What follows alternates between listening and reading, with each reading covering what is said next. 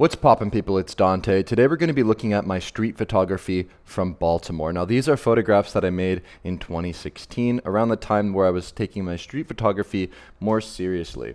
And so I've been practicing street photography for nearly over a decade now, and I want to share with you some behind the scenes of my photographs, look at the compositions, talk about the stories behind them, how the images were made, and even look at some contact sheets so that you can get a better understanding of how I work the scene. And so if you're new to this channel, my name is Dante Sisofo. You can check out my work at dantesisofo.com. I will actually accompany this YouTube video with a blog post in the description of this video. And so we're going to just break down the photos, look at them individually, and dissect how I've started to cultivate this sort of imagery while studying in Baltimore. And so I studied at the Maryland Institute College of Art for 4 years in Baltimore. And I found that by exploring the neighborhoods that were nearest to me in West Baltimore, in particularly Sandtown, Winchester, this neighborhood was accessible. It was so close to me. And so I sort of just gravitated here naturally. And I'll never forget when I stumbled across this playground. It was the first opportunity that I had to make a photo. In Baltimore, in these neighborhoods, it's very desolate, actually. When you walk around, there isn't much to see. There's lots of boarded up buildings, there's small shops, but there's mostly people indoors. And so the children on the street became the subject that I was gravitating towards very naturally. And so I found myself at this playground, and as the children were playing at the scene, I came home with this image. And so I have here a contact sheet from a scene that I made of a photograph at a house fire. Now, this is a very dramatic scene. We have these 3 children in the foreground alongside their bicycle as a house fire is emerging from the background on the right-hand side as a woman is coming down the sidewalk.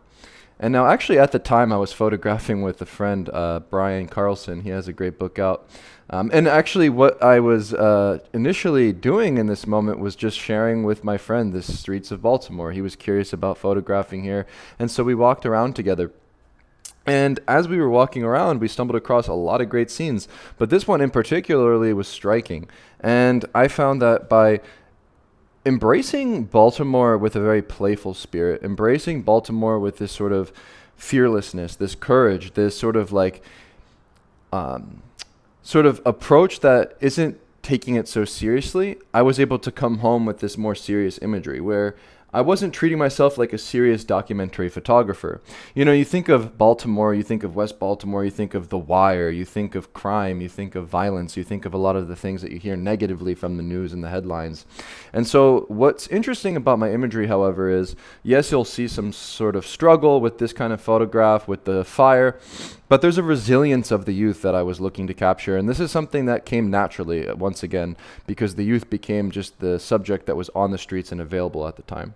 And so we have here the final photograph of the fire. And now, so the children became heroes in my frame. And, you know, a lot of the times I find that with street photography, the goal is to uplift humanity, to champion humanity. And so I look at these children, I look at the subjects as heroes within my frames. And I wander aimlessly. I don't go out there without any preconceived notions of what I will find. I really don't have an agenda. I don't go out there and photograph aggressively. And actually, in Baltimore specifically, is where I got to understand the lay of the land, how to interact with the streets, how to approach people, how to engage at a scene. Because with street photography, you might assume that you have to go up and just make a candid photo and walk away. However, in Baltimore, you have to be in the spirit of play, a little bit more loose, a little bit more candid off the cuff. I would approach strangers, have conversations, and mid-conversation make candid photos. And so my workflow really did develop in Baltimore initially, and it really forced me to play the game my own way, to approach the streets once again in the spirit of play, not taking myself so seriously like a documentary photographer. I really did go into these situations just with an open mind, a curious student. And here you can see I'm photographing as these children are playing upon a tree. And I made lots of frames at the scene. And when you see something potentially interesting, when you see a moment on the streets that you want to photograph, you really got to work the scene. You got to let the scene unfold naturally. And a lot of the times, I don't leave the scene until the scene leaves me. And so here you can see I made lots of clicks of the shutter here. We have around 66 frames that I made at this particular moment.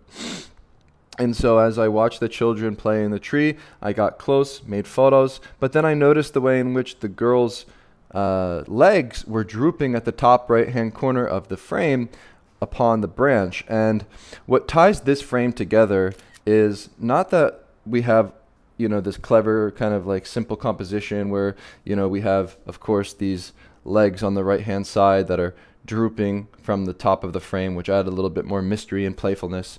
But what ties this frame together, and what I look to do when I'm on the streets, is create a photograph that not only has physical proximity to the subjects, where you can see I'm very close to the legs, I'm very close to the face of the woman, of the young girl, but I'm looking to photograph with an emotional closeness and reveal the soul of the street. And so you can see that smile there is what ties this frame together. It's the joyful youth that elevates this photograph. It's the smile from the girl. It's the playful energy. It's the emotional connection that I had at the scene. And so with street photography, think more about emotional proximity, mental proximity. How close are you to the subjects emotionally, not just physically? Because I think that's overlooked in the photographic community, especially in street photography, where we're working in the candid nature of life, going out there, making pictures and moving on. I think it's important to also have the discipline of being open, of being emotionally available, of being a person first and then a photographer second. You really need to remember with this kind of photography, working with people on the street, that photography has nothing to do with photography. Photography has everything to do with how you engage with humanity out there in the open world on the front lines of life. That's how photography is done. It's done by the way in which you interact with strangers, the way in which you engage with life, how you are as a human being, and then that's what reflects back in the photographs you make. And so here was a time where I was photographing a scene of a man sitting inside of his car. And, actually I remember just going up to the guy and I started making pictures because the scene was so beautiful. And you can see in the contact sheet, I kind of just approached him naturally. And as I approached the man, I started to make some pictures and started to chat with him. But as I'm making the pictures and chatting with him, I'm also making sure that I align the composition from right to left-hand side, being aware of my background and how these different elements can come together to create a frame with more layers. And so you can see here with this particular image, compositionally, I'm playing with the layering technique. I'm sort of positioning my physical body in relationship to this subject in the foreground with the first layer at the scene, with this gesture, with the face and the man with his hat looking towards the left-hand side of the frame. And so as you move through the frame, what you can notice is I use the frame of the window and the silhouette of the woman and the way in which the car's infrastructure breaks up the middle of the frame as my second layer. And then finally, I'm very aware of my backgrounds when I'm photographing on the streets. I'm very aware of the surprises that can emerge from the backgrounds at different scenes. And here we have this doorway with a shadow that's revealed alongside this man here. And there's actually a man wearing a hat, if you can see, in the shadow. And so we have this man with the hat gazing at the man's shadow with a hat. And so we have this very special layer here that's a surprise that isn't necessarily something I could see with my naked eye, but because I'm aware of the shadow play, because I'm aware of my foreground, my middle ground, and my background, and I'm positioning myself in a particular way next to the man in the foreground, I was able to relate the foreground to the background.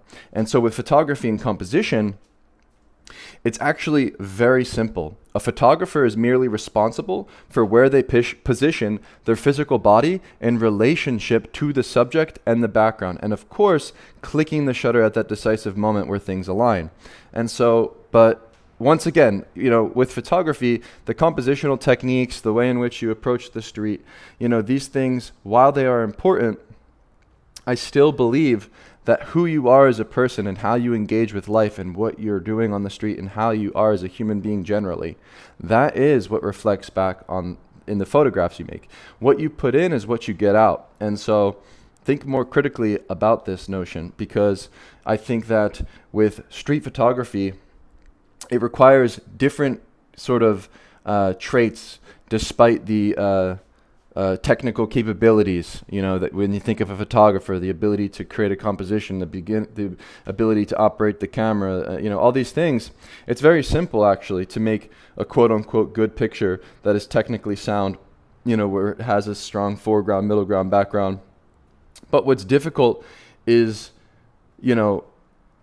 having the courage, having the curiosity, and having the intuition when you're at a scene. I think those three traits are much more critical than the technical ability of a photographer. And so I have determination, I have resilience when I'm on the streets. I go out there with consistency. And at this particular scene, as this rainbow unfolds in the background in Baltimore, I went out with my umbrella and camera in hand. And by the way, I didn't discuss the cameras and stuff.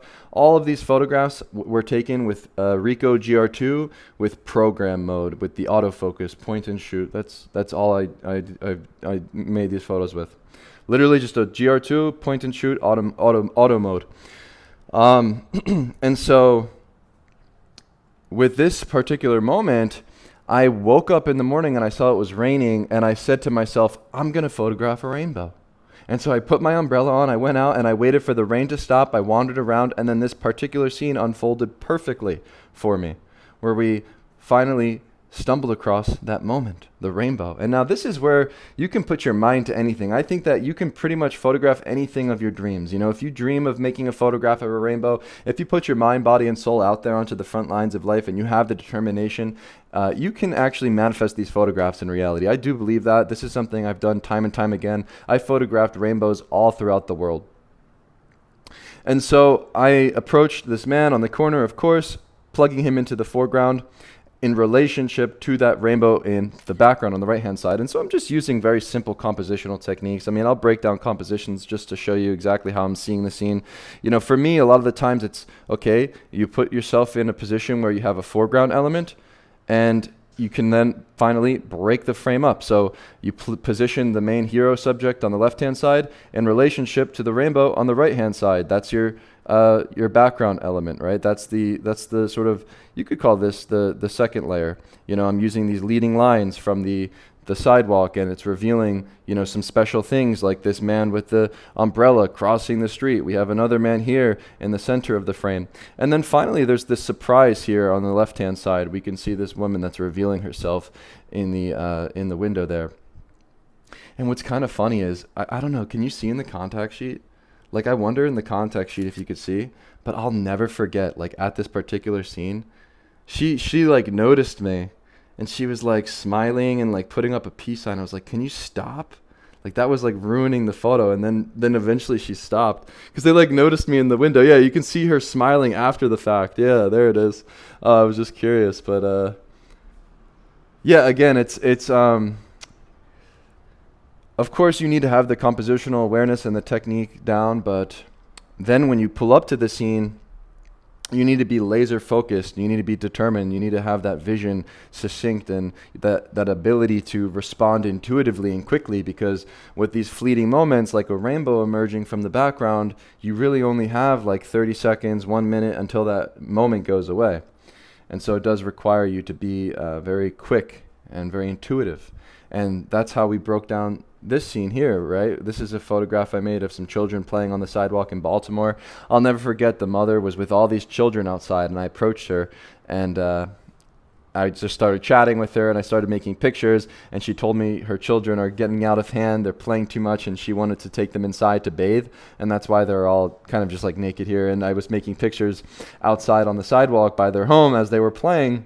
And you can actually see in the contact sheet on the bottom right-hand side, I gave one of the kids my camera, and I let him take pictures. So once again, spirit of play, not taking yourself so seriously, and that will reflect in the photographs you make. A very playful image, a very spontaneous image. And then in terms of the composition here and how I was able to make this photograph, once again, it's that fleeting moment, it's that intuitive nature of making a composition, where I believe that composition derives through your intuition, and of course, the physical position of your body in relationship to the subject matter. And so in this particular scene, as the children were running down the street, I had to be quick, on my toes, to put order to the chaos in the frame. And so I dropped to a low angle to make this photograph. I'm on my knees. I'm photographing at the children's level. And that was what enabled me to emphasize their joyous smiles and the playful energy, putting together all of these different complexities, from the children to the child on the right-hand side with the smile, to the shadow, the girl upside down, the boy with his gesture in the air. And then separating that gesture from the background. Because I'm at a low angle, you can see the blue sky, emphasizing the subjects on the left-hand side, using the leading lines of the sidewalk to draw the viewer's eye. eye. These things come naturally through the intuition, and it's all about your physical position in relationship to the subject, dropping low to separate the people in the scene. And so the composition started to come naturally. The photographs I made became intuitive. It wasn't something that I had to force too much. I started to see the world like this. I started to look at life and see it in 3 dimensions. I started to look at the foreground, the middle ground, and the background pretty much everywhere that I was photographing. But I still had this sense of humanity within me. I still went out there and I was photographing people. I wasn't thinking of the people in my frames as props. I wasn't thinking of the people in my frames as simple compositional elements. I was out there engaging with life. I was playful on the streets. I would go out there and play all day with the youth. I would go out there and chat with the locals. I would have conversations with people and get to know people in depth as I'm making photographs. And I think that's what helped me on this journey, photographing in Baltimore, and what taught me how to photograph all throughout the world. And so essentially, because I started photographing primarily here in Baltimore, I was able to then go and photograph in a variety of locations all throughout the world. I think that Baltimore really taught me how to engage with humanity, how to engage with people as an outsider on the inside in this particular community. Despite me, integrating myself and living there for 4 years and being kind of close by as a neighbor, I still was an outsider on the inside, right?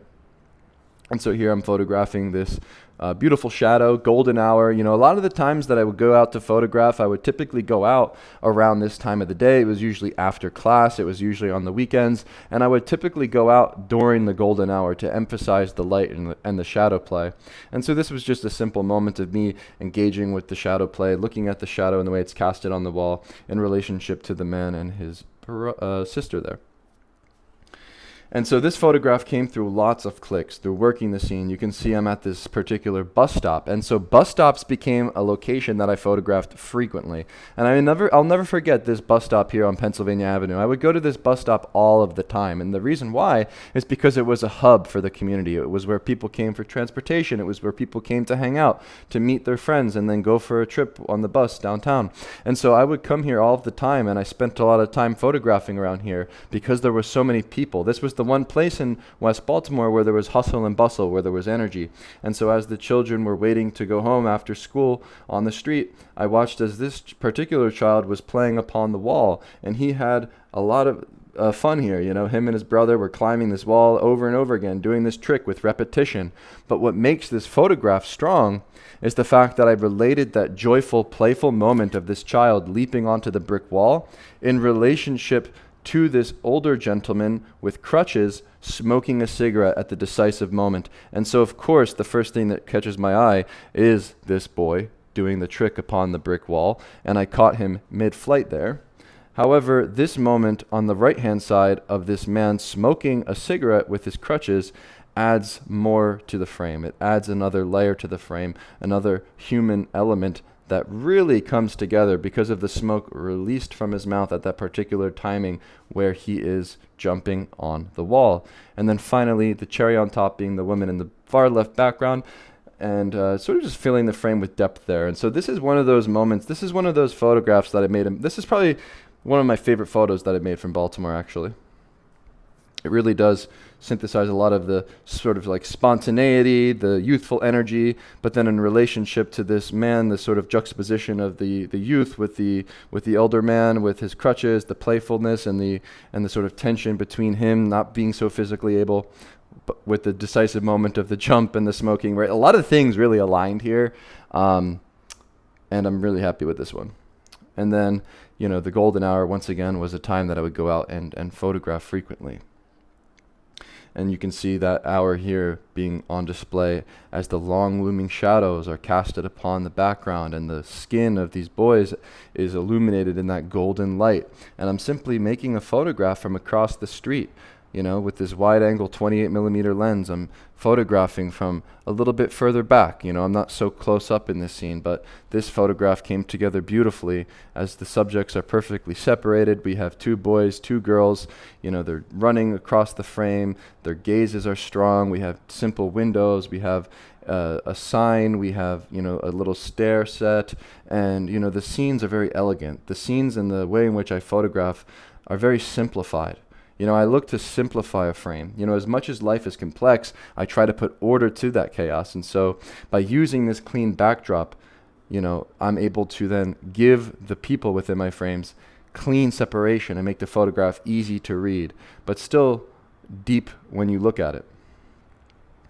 And yeah, then I remember I went for a trip. I studied abroad. I came back and I bought a Fuji X Pro 2 at the time, and so this is a photograph that I made with that camera. I think there's only 1 or 2 or 3 that I made in Baltimore with that particular camera, and still using my same technique of approaching people, photographing outside of their homes. A lot of the time, these were the scenes that you were able to photograph, were moments outside of people's houses where children were playing with their families. That was just the particular environment of West Baltimore that was available to me. I wasn't walking around the sidewalk photographing spontaneously. I wasn't just going up and shooting a picture and moving on. I spent time working these different scenes. I would approach people and get to know them and make photographs at the scene. But I would do it candidly. I would have the permission to make photographs, but as I'm making the conversation and I'm in the moment and I'm watching how life unfolds, I would then try my best to my ability to photograph those moments in between where they're not necessarily posing for me. I would try my best to do this. And so I think that there is like a misconception with street photography where you think of street photography, it's like, you can't engage with people, you have to be a fly on the wall. And I think that you can engage with people and be a fly on the wall. My approach always has been in the vein of street photography. I think of it very different from documentary photography, where I don't go to a location like in West Baltimore with any like story in my head. I didn't go into Baltimore thinking I'm going to tell a story of the youth. This is my story. No, I discovered that through exploring West Baltimore. I discovered that through going out there into the streets and recognizing what was available to me. And then the youth of Baltimore became my subject in the frames I was making. But this wasn't something that I did intentionally. And yeah, I think that's important to emphasize in this video at the end, because yeah, I do believe that it's important when you go to a new place to simply be open to what the streets will provide for you, not to go in there with any sort of story in mind, because that really does become contrived. And I think that the photos that you make in that way can become a little bit boring, a little bit too forced. But because I had the openness and the curiosity and the courage to go into this community and to photograph loosely and to kind of just discover it on my own, I was able to come home with much more unique images, with much more special photography that derived through the spontaneity of me simply exploring the streets. And I think that's the art of street photography. And again, it's all about how you engage with humanity, how you approach life, how you approach people, how you interact with the world around you. And then that's what reflects back in the photographs you make. And so Baltimore was a very special location for me. It really honed in my ability to engage with life, to photograph with complexity. I started to see the world in layers. This was where I really started my photography journey more seriously. And of course, I'm born and raised here in Philadelphia, and I photographed here before this. But once I got to Baltimore and I started to photograph in this community, I started to take my photography way more seriously. My photography became a lot more strong, and I think it is because of the way in which I started to engage with the world. It's because of the way that I started to approach people, and the emotional proximity became something that I really focused on more so than the simple physical proximity and my compositional ability to put together a frame. I think those things come together intuitively and naturally, but what doesn't is your audacity, your courage, your curiosity, and your intuition that follows. And so those are my thoughts of the day. I think it's interesting to reflect on some of these photos and to look at some of the contact sheets, and hopefully through breaking down some of these scenes and sharing with you the behind the scenes of the stories and some of my thoughts just candidly here in this video, you can, learn something and apply some of the ideas to your personal photography. And I think I'll make a few more of these kind of videos going through my archive and looking at different scenes. I've got lots of pictures. These are the photos that I've made from Baltimore during my time in 2016, very early in my journey, and some of my favorite photos of all time that I've made, I think. Pretty special body of work from Baltimore. And yeah, that's pretty much it. If you go to the description of this video, there should be a link to the blog post accompanying this video. If you click on that link, it'll take you to this exact video's blog post. I published the video, I published this slideshow. You can download it if you want. The images and the contact sheets will be available alongside text. Essentially, when I make blog posts, I take the audio file and I publish that as well. You can download the audio file if you want for free, whatever. And I basically put all of the transcript from this video that I'm speaking out loud right now, and I feed it to AI to then transcribe into a blog post in my voice. And so you can read through if you don't want to listen to me with these videos. Like maybe you prefer like written word and just looking at the photos. You can pretty much 100% trust that like with the blog post that accompanies these videos, that it's going to basically be 100% my voice, because that's the way I prompt it, and I share my exact transcript alongside the photos, alongside more information. Sometimes I include other videos, behind the scenes things. And so yeah, I encourage you to check out the website, check out the blog post. Yeah, and that's pretty much it. There's other resources on my website. On the books tab, I have different ebooks where you can see my contact sheets ebook with more behind the scenes information about how I work in the streets. I've got the Mastering Layering to Street Photography guide. So if you saw some of the photos I made with layers that intrigue you, you can learn more about how I use layering. And then finally, the ultimate guide to the Ricoh GR, where I break down my camera settings, technique, and my philosophy, as the Ricoh really is the camera that got me started on the streets. As you could see, all of those photos were pretty much taken with the Ricoh GR2, point and shoot, single point autofocus, automatic mode.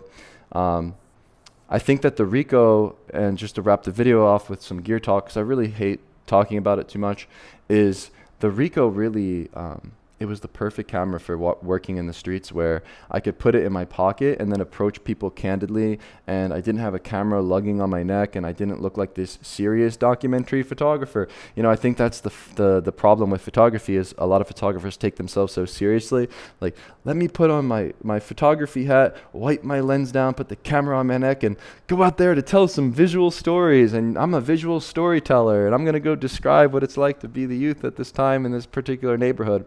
Whereas with the Ricoh, I would slip it in my pocket and I would just walk around, make relationships with people, make candid photos, and then spontaneously over the year start to discover this theme. I started to discover what it meant to live in the streets of Baltimore. I started to see what street life was like in Sandtown, Winchester, and then had that story, right, naturally unfold. It wasn't necessarily something I contrived or was trying to do before I went out there into the streets. And I think that's the art of street photography. It's embracing the spontaneity, embracing the unknown openly, without any preconceived idea of what you will find, without any preconceived notion of what story you want to share, and simply going out there and allowing the streets to surprise you and to find the story, to find the photos, to find the moment, the theme, the project, whatever you're thinking of naturally. And so that's how I approach my personal street photography. And once again, the Ricoh GR2, slip it in the pocket, not so serious, perfect camera for this kind of work. And yeah, that's pretty much it. Once again, thanks for watching, and I will see you in the next one. Peace.